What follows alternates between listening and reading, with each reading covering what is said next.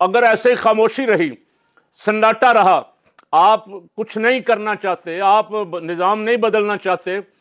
तो फिर एक काम कर लें खुदा के लिए, सारे इकट्ठे हों, एक ऑल पार्टीज कॉन्फ्रेंस करें और सब हाथ जोड़ के कहें भाई साहब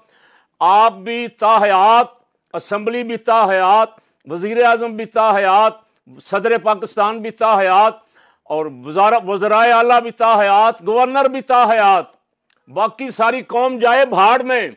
अब मियाँ साहब ने खुशखबरी सुनाई है कि 50% गैस की कीमतें और बढ़ाने लगे हैं। कौम पहले ही बेचारी जीने के लिए कोई रास्ता मांग रही है कि हमें जीने का राह मिल जाए, कुछ सांस लेने का मौका मिल जाए, लेकिन सवाल ही पैदा नहीं होता, उन्हें तरस आए। अपने सवाब दीदी फंड भी करोड़ों में 10% नहीं, 20 नहीं, 100 200% बढ़ा लिए हैं, तनख्वाहें 600% बढ़ा ली हैं और गरीब की गर्दन पे छुरी रखी हुई है कि इसको ज़िबा करके छोड़ेंगे। तो मैं तमाम सियासी वर्करों से, अब वो जिनके दिल अभी ज़िंदा हैं, उनसे गुजारिश कर रहा हूँ कि इसके लिए आप कोई ना कोई लाहा अमल सोचें। दीनी जमातें या सियासत छोड़ दें, अगर आपने यही रवैया रखना है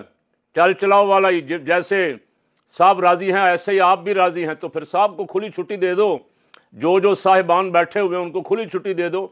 कि आपकी ख़ानदानी हुकूमतें हैं, ये मुल्क आपके बाप दादा की मीरास में आया था, बाकी कौम का इस पर कोई हक नहीं है, तुम्हारा ही हक है, तुम जो मर्जी करो, बादशाहत करो, वज़ीर आज़म बनो, सदर बनो, तुम्हारी औलादें आगे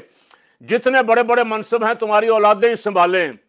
आवाम का यहाँ कोई हक नहीं है।